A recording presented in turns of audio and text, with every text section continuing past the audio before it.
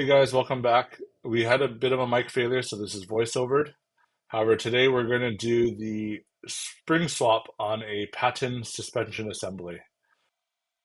Now, the procedure is the same whether or not you have a Lynx, a Sherman-S, a Patton, or any other FastAce shock assembly. So this customer is going from the 66 pound to the 70 pound progressive spring for his Patton as he bottoms out.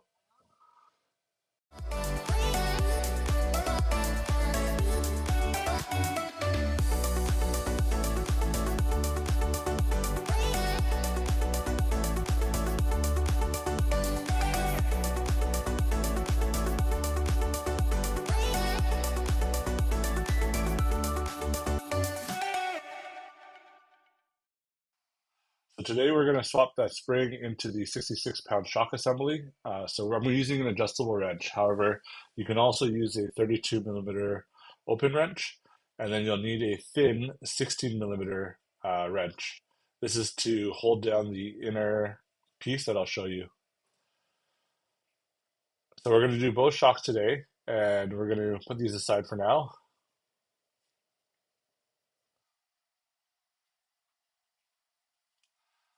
So if you grab your 32 mil and you put it on the top red portion, you'll want to clamp down the piece on a flat surface and hold it down as best as you can. And it should loosen. There you go. So as soon as you loosen it, what you'll want to do is to make it vertical. And this makes sure that the oil will not come out of the shock as you're loosening on its side. Now, for this intents and purposes, this shock does not have oil in it because the owner had already removed the oil in anticipation of installing 10 weight oil. Now you can see the inner piece there. There's two slots on the sides, if you can look clearly. And you'll want to insert the 16 mil wrench onto that slot.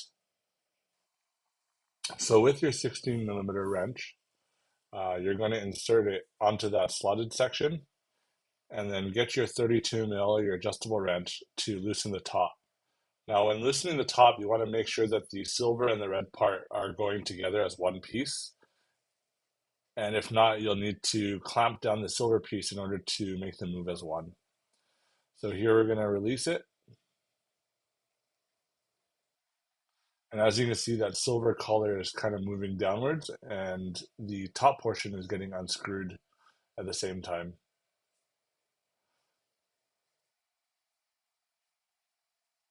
Now it's kind of loose as you get to the top portion, so you can use your hands to loosen the rest.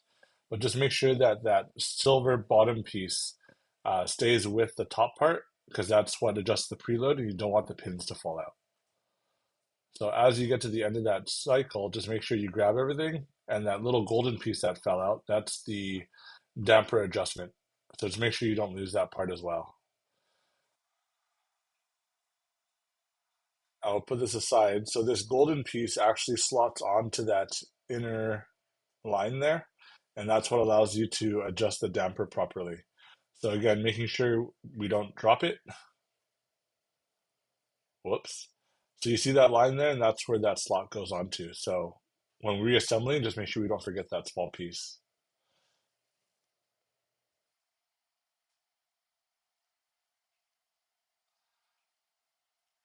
Now, just be very careful when you pull out your wrench here because the spring is slightly compressed. So as you pull it out, the inner rod will drop and you can pull your spring out. So this is the 66 pound stock spring that we've pulled out. And now we're going to go ahead and install the 70 pound progressive. As you can see, there's that bottom section that's more coiled, and that's the progressive portion of the spring. So now as we're about to get ready to insert this new spring, just make sure that the part with the tight coils we're putting down at the bottom, and this will give us more room for the thin wrench to grab onto the silver collar. So we use our wrench to kind of push up that inner rod to make it as high as possible, and we'll throw our wrench in there to slowly compress until the top of the threads pokes out from the spring. As you can see, the spring is compressing as we're doing this. There you go. And with that showing, Just make sure you hold it so that it doesn't spring back.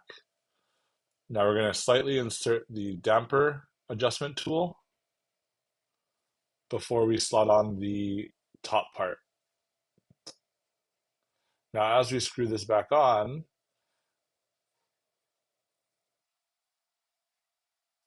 as you can see, it threads on quite easily. There will come a part where we need to use a flathead screwdriver to make sure that the slot on the damper adjustment falls into the right place.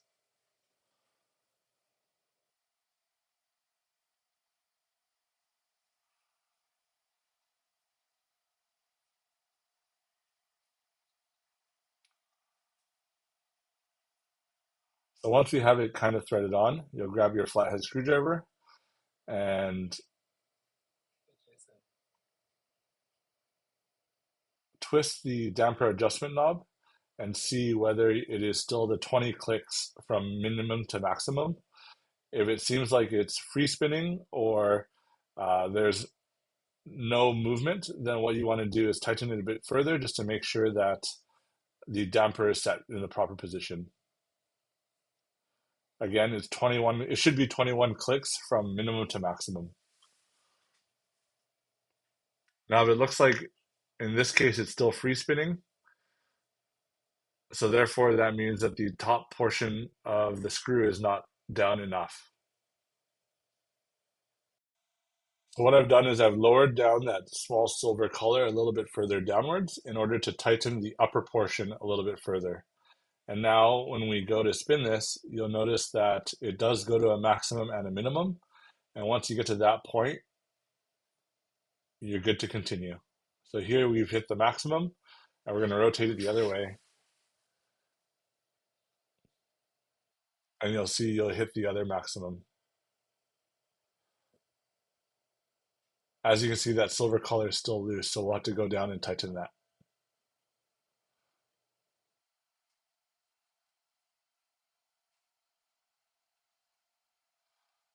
So we're going to insert the 16 millimeter and tighten it to the point where it needs to be double tightened. And then at which point we'll grab our 32 mil and give it a quick tighten. And there you go. So once that's done, you'll now want to again test your damping adjustment before you wrap everything up. And once that's confirmed, you'll want to insert the new oil into the shock. Now, for this purposes, the owner did not want me to insert oil because he's ordering 10 weight oil to put in here, which hasn't arrived yet. So we're going to wrap up this shock and give it back to him for him to replace the oil. Now, of course, if you have a Patton, the oil will be less than if you have a Lynx or a Sherman-S, and I'll have that in the below video so that you can see how much oil to put in. If you do need to swap your seals, I do have another video going through the seal swap process, which you can watch. I'll link it in the description below. Now, as we tighten it, we'll give it a good last tighten just to make sure everything is snug, and then we'll work on the other side. There you go.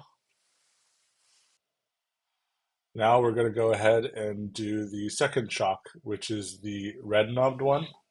So similar, we're going to grab the 32 millimeter wrench and open it up. Again, once you have it loosened, if your shock still has oil in it, you'll want to have it vertical so that the oil doesn't spill out.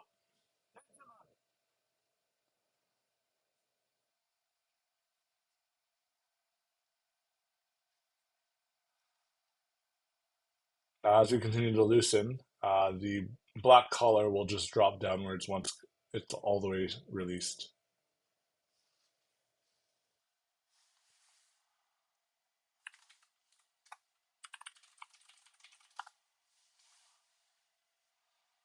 Once you have that, you'll want to grab that 16 millimeter thin wrench again, and again put it on that collar where the flat spots are. Make sure it's tight and hold it down, and then we can go ahead and release the top collar with the 32 mil.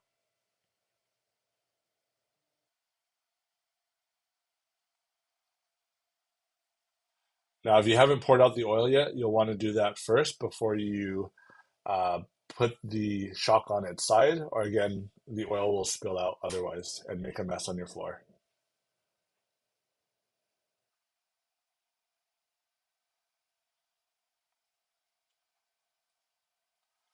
So we're going to go ahead and loosen this. There you go.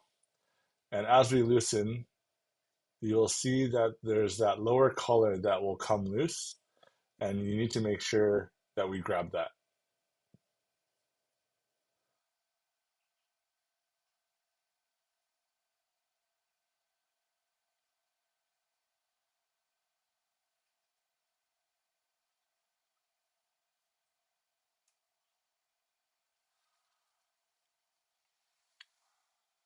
So as I'm doing this now by hand because it's loosened, you'll see that this collar right here, it kind of falls down, and you'll see there's 4 pins that hold it up. So you'll want to make sure that you grab that at the same time because the pins will fall out otherwise.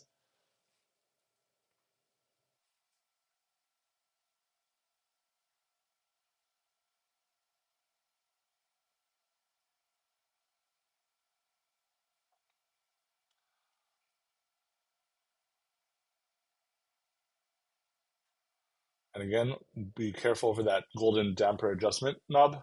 You don't want to lose that small screw. So release the wrench carefully as the spring will pop and the inner shaft will drop. There you go. And now the spring is free for us to replace with the 70-pound spring. Now we have the shaft and our 70-pound spring. So again, we're going to put the part with the tighter coils into the bottom to give our wrench more room. And we'll try to pull out that inner shaft as high as we can. You can use your wrench to kind of push it out a little bit further before we start to preload that spring. So we insert the 16-inch. I'm going to pull it out a little bit. There you go. We're going to insert that 16mm wrench, the thin wrench, onto the slots. And then we're going to start to preload that spring just to the point where the threads pop out over the spring surface. This will allow us to thread on the top knuckle.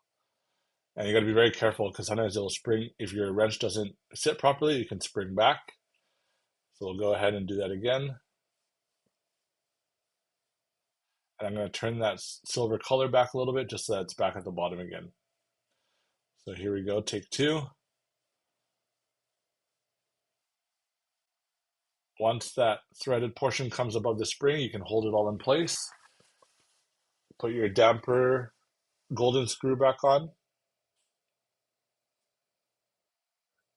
And then thread the top portion, making sure that the pins don't fall out.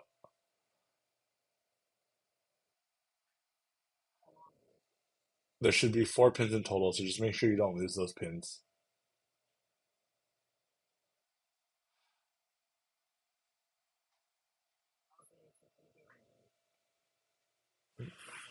Now we'll continue to thread this on, again using the flathead to test the damping to see if we feel the maximum or minimum settings. If not, that means the top portion is not fully set in yet.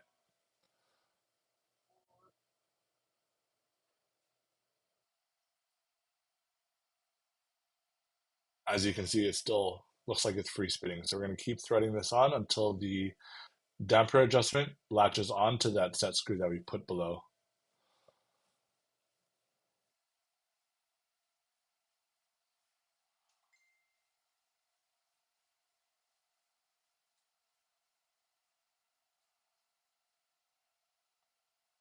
I like to test it every so often just to see whether the tool is in place, because then it shows us we can go on to the next step. So there we hit one maximum, and if you do 21 clicks to the other side, we should hit the other maximum. There you go. So now that that's good, we'll tighten it all the way, and then we will make sure that these two, the inner collar and the outer collar, are tightened against each other. So we'll grab the 16 and the 32 and tighten them.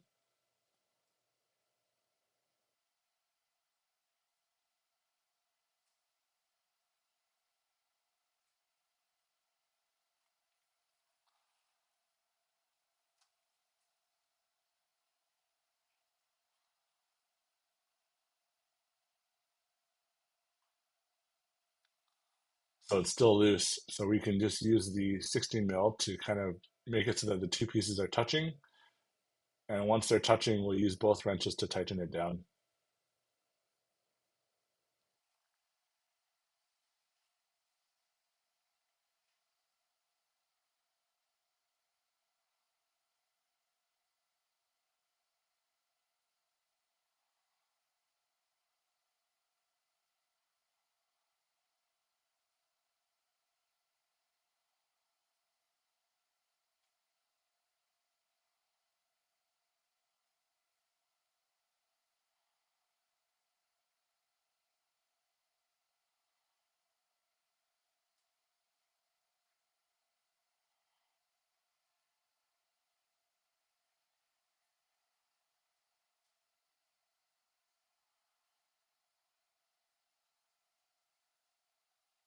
Once it's tight, you'll want to go ahead and again fill that oil and then slide the color up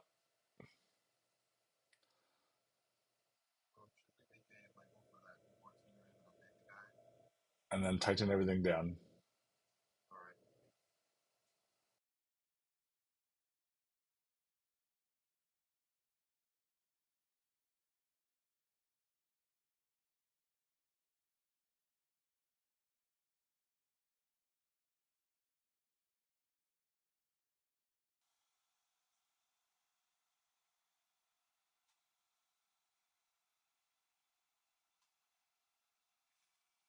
Once you get the color to the top, you'll want to make sure that you tighten it nice and snug.